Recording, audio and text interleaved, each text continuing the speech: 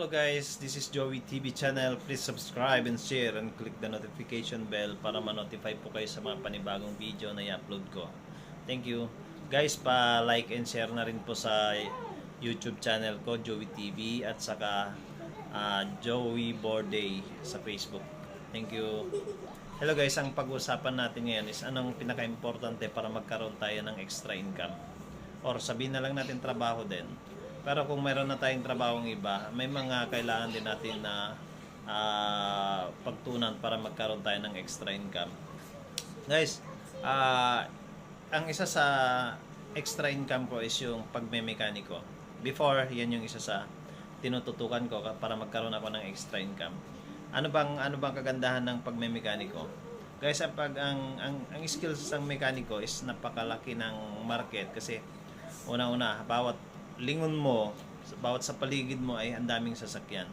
O kung marunong ka mag-change oil, marunong ka mag-tune up, marunong ka magpalit ng brakes, brake pads, brake shoes, tapos yan, palit ng spark plug, yan. Tapos yung mga different filters, yan. Pagka marunong ka niyan, at marunong ka rin mag-repair, is napakalaking bagay para magkaroon ka ng extra income. Minsan nga, sa kalahating araw kaya mong kumita ng malaki kasi syempre kapag maganda trabaho mo tapos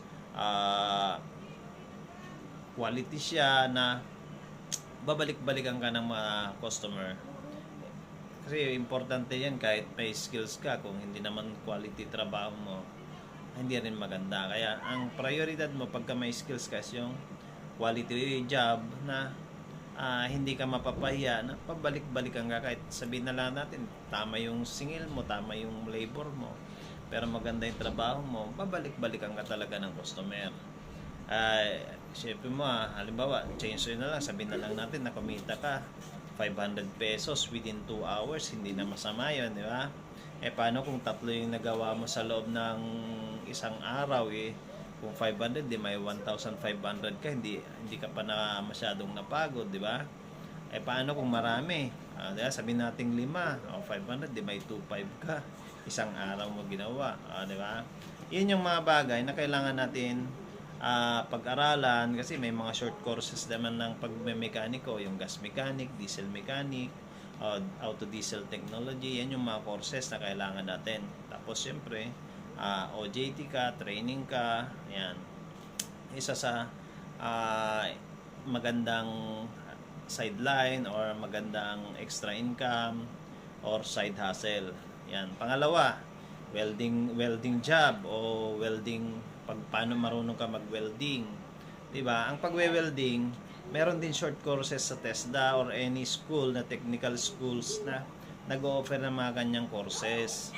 Kaya ang bago ka magkaroon kasi ng mga panibagong sideline, panibagong side hustle, mag-gain muna tayo ng skills. Kaya guys, yan halimbawa nag-aral ka ng pagwe-welding o may mga welding machine na yan na mura, halagang 2,500 tapos bili ka na lang din na halagang 300 or 500 na welding mask o tapos mga gear na pwedeng suporta sa katawan mo.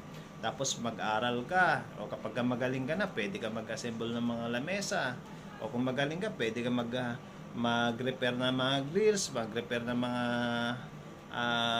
metal works na may problema o singilin mo ng halimbawa 200, saglit mo lang ginawa, 300, saglit lang mo lang ginawa, diba? Yan yung mga bagay na maraming kailangan natin gawin para magkaroon tayo ng extra income. Pangatlo, diba? Driving skills, di ba? Napaka-importante yung driving skills. Kung marunong ka magmaneho, may lisensya ka, magkano lang din naman ang driving school, sabihin na lang natin na 3,500. Tapos practice ka na lang ng practice. After few months, after few years, magaling ka na mag-drive, maayos ka na mag-drive. Ang daming papasukan dyan. Pwede kang mag-extra Grab driver o Lalamove driver every weekend, di ba? Kumita ka ng 1,500 every day.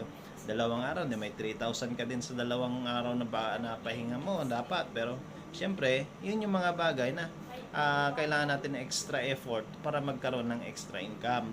Yan. Ang pwede ka rin na kasi katulad nung isang kasama ko sa trabaho, marunong siya magmaneho. Oh, nag-exchange kami siya sa van for rent. Oh, kumikita siya ng 2.5 dalawang araw. Oh, hindi na masama 'yun eh.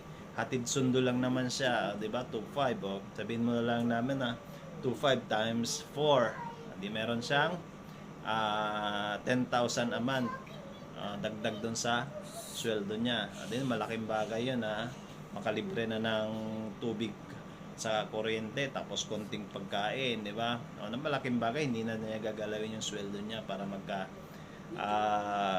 maipambayad siya ng tubig at saka ilaw tapos konting pagkain, 'di ba?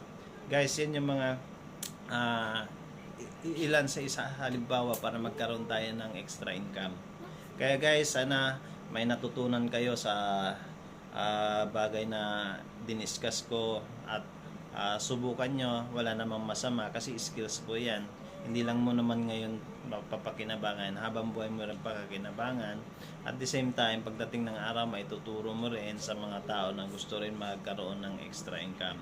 Kaya guys, thank you and subscribe na rin po. Tapos, thank you for watching.